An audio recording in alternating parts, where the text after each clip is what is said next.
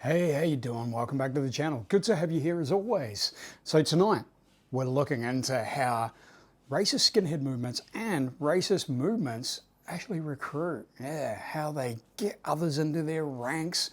And for many, I'm sure you think that, they go out en masse in the public, doing protests, handing out flyers, trying to actively recruit the public.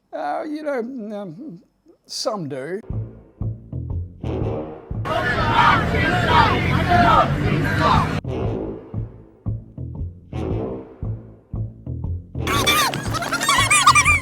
The NSN in Australia just recently did their big recruitment drive at 3 a.m. outside of Northland Mall, wearing balaclavas. I'm not sure who they were trying to recruit at that time. The possums were probably listening, but hey, that's not how it was done traditionally.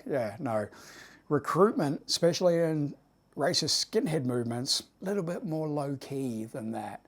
So that's what we're talking about tonight. I'm going to tell you all about how racist skinhead movements and other racist movements actually recruit. For myself, I was recruited, but my initial contact was actually through Stormfront, online forum. That's how we did it back then. Everyone's first contact was usually through the forums, not in public. I first jumped on Stormfront and I was actually looking for World War II military collectibles. That's what I was into. And I noticed there was a meet and greet in my local area, and I thought, oh, what's this about? I'll go check this out. Now, I was fully aware what Stormfront was and what these people are about, but I was curious. And I was looking for something in my life.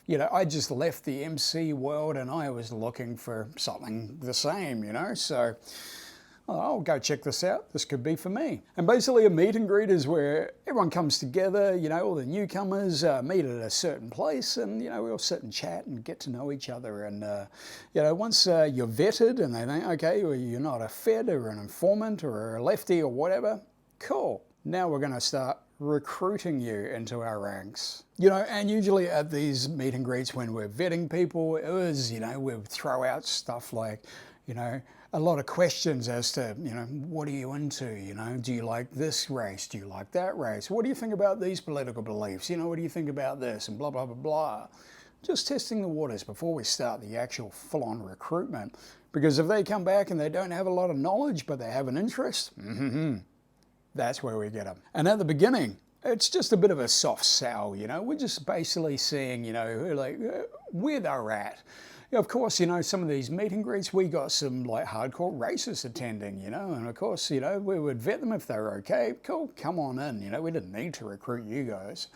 But there were a lot of young disenfranchised guys who, had hatred within themselves, and they, looking to reflect that onto someone else, and, maybe they had trauma from their childhood, they feel that they can actually project that onto certain people. So they start looking and they find us, and that's how the recruitment starts. A lot of it is self-recruitment. A lot of people do find their way into it.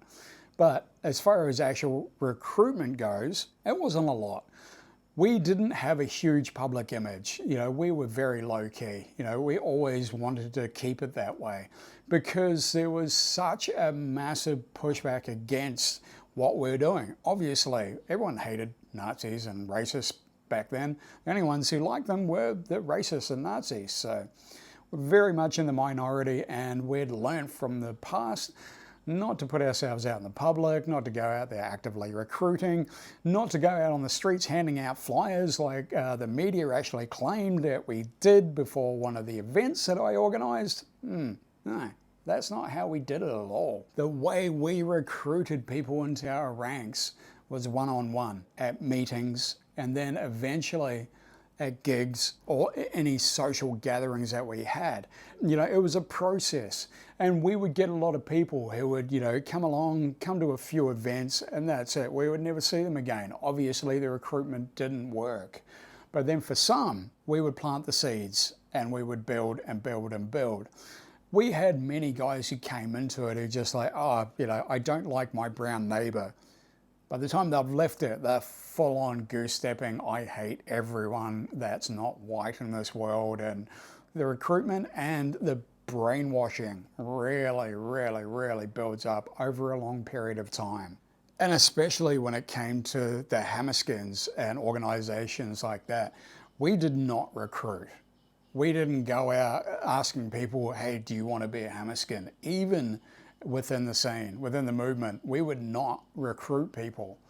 You had to come to us. You had to prove yourself that you're worthy of being an almighty Hammerskin. We were looking for certain types of people, the ones who were the most extreme, the ones who had, gone that far down that path, the ones who had that anger and that hatred, the ones that would use that anger towards others.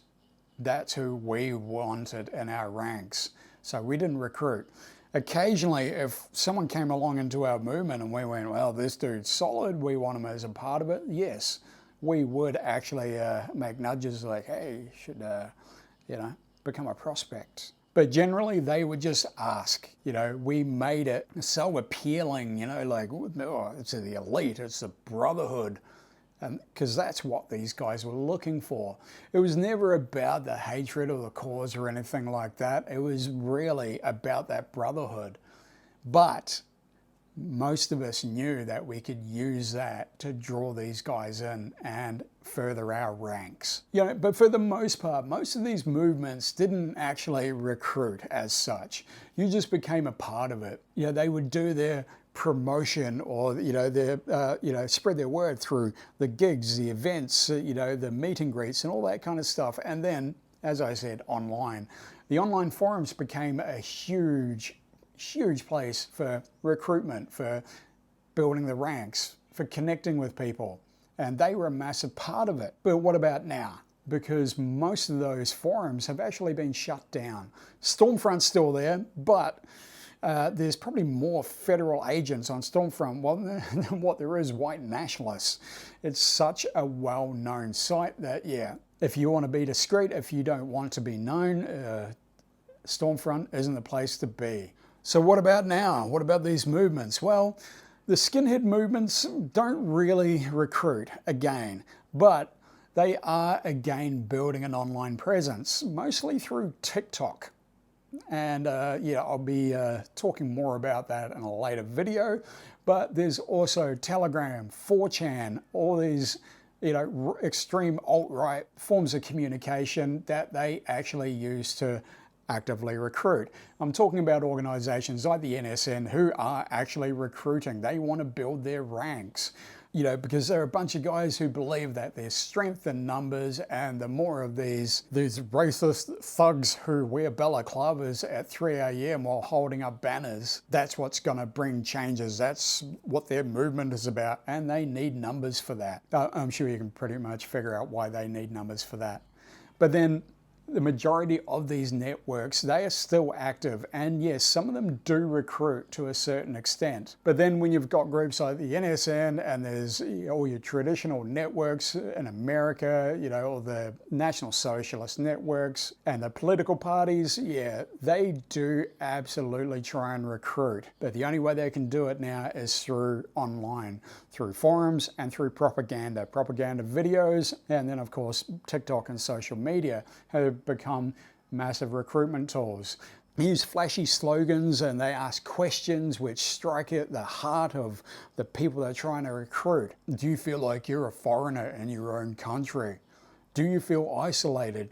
Do you feel like there's no hope for you when it comes to work because every immigrant is taking your job? They're intended for these guys who are disenfranchised, who are really just not happy within themselves. I project that out onto the world, but they need a defined point to project it to. So, immigration. No, that's bad. These people are taking my jobs. I don't have a job.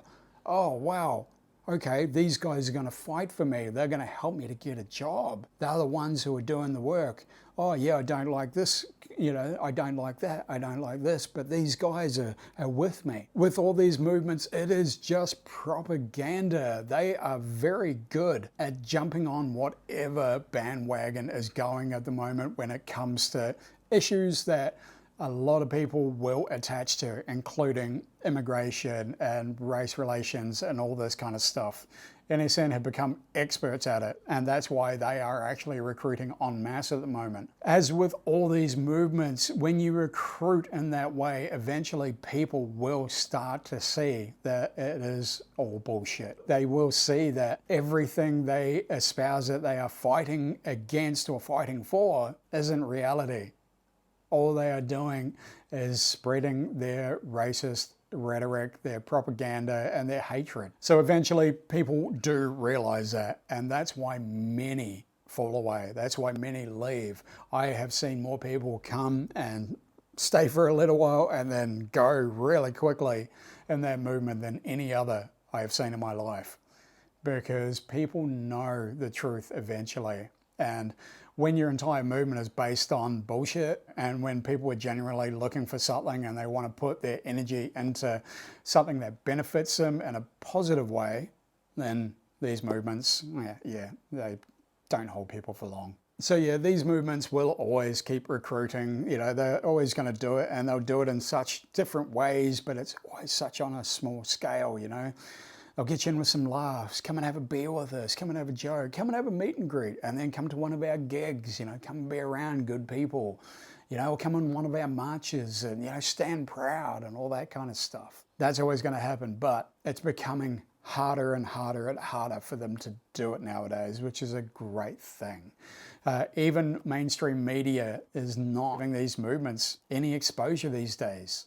They just ignore them because they know that's what these guys want. They just want media coverage to spread their propaganda. So there you have it. That's a little insight into how some movements actually recruit, from my experience anyway. Thank you so much for listening in, and hey, you know, don't let them recruit you, all right? You know, stand on your own. Follow your own path. You'll thank me for it later. But thank you so much for being here. Really appreciate you tuning in for this one. And hey, if you want to keep watching, keep listening, and keep supporting me and allowing me to keep doing this, there are many different ways you can support me. Buying me a coffee is one of the greatest ways. I have PayPal donations, Patreon, and I even sell merchandise on the YouTube store.